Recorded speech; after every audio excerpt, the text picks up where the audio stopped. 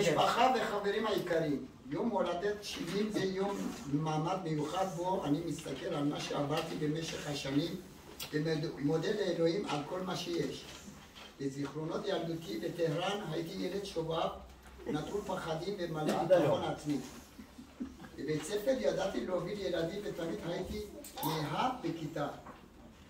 בבית חיינו בשגרה שבה אבא זיכרונו לברכה היה רוב הזמן בנסיעה עבודה בחדר פעם בחודש, ואמא היקרה הייתה צריכה לשמור ולטפל בכולנו.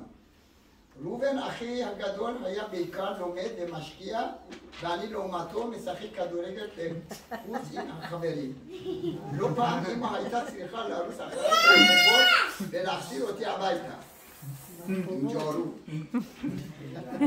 תמי ומוטי האחים הקטנים היו אוספים כסף בקופות חיסכון, ובמה שהצליחו לחסוך הייתי לוקח אותם בסופי שבוע לקולנוע. היו לנו חוויות יפות, היינו נכנסים כולנו בקולנוע עם כרטיס אחד, ורוב הסרטים היו מפחידים, כך שכל הסרט שניהם היו נצמדים אליי מהפחד. ימי הטראומה בילדות היה ימי המקלחת עם אבא. גם אם אתה רוצה וגם אם לא, מים רותחים כמו אש וסבון בעיניים. עד שלא מורידים שכבה מהגוף לא מסיימים. זאת הייתה מקלחת אמיתית. באחד הימים שחזרתי הביתה מבית ספר מצאתי את אמא שלי עצובה. כששאלתי מה קרה, היא הביאה לי מכתב שקיבלנו מהסוכנות ובו כתוב שעליי להגיע לישראל תוך שבועיים. הכל קרה ממש מהר. עזבתי את משפחתי בגיל שאני בן 16 ואת הרצל הקטן שהיה רק תינוק בן שנתיים. והגעתי לישראל לפנימיה נווה עמיאל. בפנימיה הרגשתי שזה לא המקום שלי. כעבור כמה ימים לקחתי את המזוודה שלי וברחתי. החלטתי ללכת לחפש את הבית של דודה שלי שגרה ביפו ולהישאר אצלה. ללא כתובת מדויקת וללא שפה, הצלחתי למצוא את הבית ולהגיע לדודה. כעבור מספר ימים של חשבון נפש וחוסר ברירה קיבלתי את המציאות וחזרתי לנווה עמיאל. הבנתי שאני צריך לדאוג לעצמי ולעתיד שלי. התחלתי להשתלב, להכיר חברים ולבנות לעצמי עתיד. עברה שנה והמשפחה הגיעה לגור בישראל. המשכתי להשקיע ובחרתי ללמוד מקצוע טכנאי מטוסים. משם התגייסתי לחיל האוויר לשירות שהפך ל-15 שנים. בהם היו גם שני מלחמות, מלחמת יום הכיפורים ומלחמת לבנון. הזיכרון הכי חזק שלי מהצבא הוא במלחמת יום הכיפורים.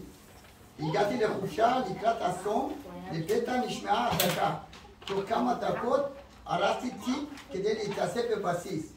אמא התחילה לבכות ולומר לי שאנחנו עולים חדשים וזה לא נוגע לנו. נשקתי לאמא את הראש ואמרתי זאת המדינה שלנו ויצאתי. אחרי שבוע קיבלתי פקודה לטוס לבסיס קרוב למצרים. חזרתי הביתה ל3 שעות בלבד כדי להרגיע את המשפחה. התמונה שאני חוזר הביתה מדי פעם חוזרים לי למחשבה. אבא יושב מול רדיו BBC האיראני ומקשיב לחדשות מוגזמות על מלחמה, ולאמא מנקה ילד מודקת עם עיניים פקוחות. כשהם קלטו אותי הדאגה הפכה לשמחה. אמא חיבקה כל כך חזק ודמעות הפכו להיות דמעות של אושר והקלה. הסברתי להם שאנחנו בדרך לניצחון והייתי גאה. כאן הבנתי שישראל היא המדינה שלי. פרק חדש וחשוב בחיי שאותו אני מקשיב להכי חשוב בגורלי, היכרות שלי עם פרנה. אהובת ליבי, האחות היחידה שלי שנכנסה לחיי. אומרים כדי למצוא את הנערת חלומותיך, אתה לא יכול לשבת בבית ולחכות כשהיא תופיע בדלת. אבל זה לא מה שקרה במקרה שלי. ואחד הערבים שחזרתי מהצבא, היא פשוט ישבה בסלון שלנו, ושם הבנתי מה הגורל. והאהבה גדולה, כבוד והערכה, עם המון הקרבה, בה נאלצה להיפרד מהמשפחה ועברה למשפחה שעברה לארצות הברית. החלטנו עם אהבתנו הגדולה ולהקים משפחה. אין ספק שזאת ההחלטה הכי טובה שעשיתי בחיי, ואני מודה עליה כל יום. יחד עברנו שנים טובות ושנים של אתגרים, למדנו להתמודד ביחד ולהבין כמה כוח יש לנו אחד עם השנייה. למדנו להיות אופטימיים ולאהוב את החיים. תודה לך על כל התמיכה, אהבה, הקשבה, הצניעות, החוכמה וכל מה שאת עבורי ועבור כולנו. החלק הבא בחיי מתחיל ביום שבו נולד בני הבכור שרון. אני זוכר את ההתרגשות הגדולה מהבשורה שנולד לי בן בכור.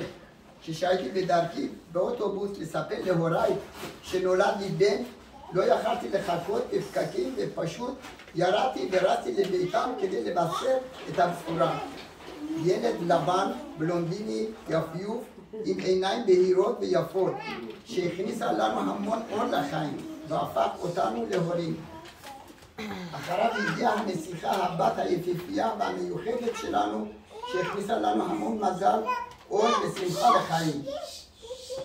יום הלידה של דיוויד המקסים היה יום מיוחד במינו. זכינו לשבת בבית חולים בהמתנה של שני סבתות, מרים ושרה, מחכות לתינוק בהתרגשות גדולה. ואז הגיעה הפתעה חיינו. באמצע ההיריון הרביעי, בהפתעה גדולה התבשרנו על תאומים המקסימים שלנו. אני זוכר שאבא שלי היה מחכה לתת מתנות לידה. כשניסיתי ללמוד לו שהוא צריך להכפיל את המתנה, הוא לא העלה בדעתו שיכול להיות מצב שכזה תאומי. זה לא משהו ששמעו עליו בזמנו. השמחה שיש תאומים במשפחה הייתה בעיקר של אבא שלי. הוא המציא שירים רבים על נכדים, בעיקר על תאומים. כך הוא שיתף את כולנו באושר שלו. עברו שנים והילדים גדלו.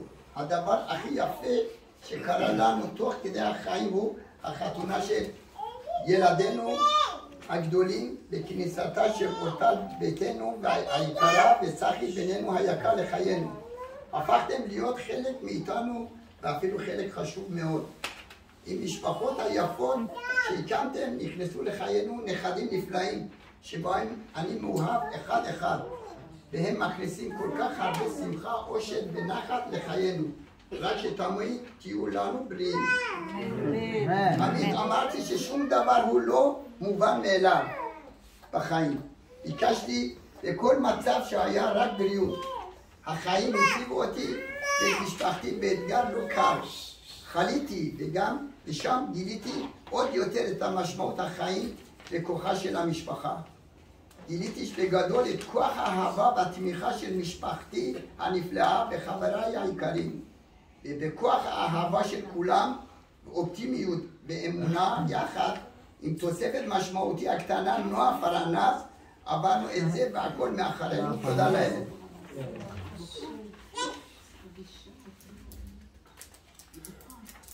אני מרגיש חזק ואיתן, שמח, מאושר ומודה על כל מה שיש. מקווה לעוד עשרות של שנים מלאות בבריאות טובה ולכולם, לחתונות של הילדים הנכדים שירבו לשמחות ורק נחת בחיים, שנשאר כולנו אוהבים מגובשים ומאוחדים. תודה לכולם על שבאתם לחגוג איתי את היום המאושר והמיוחד הזה.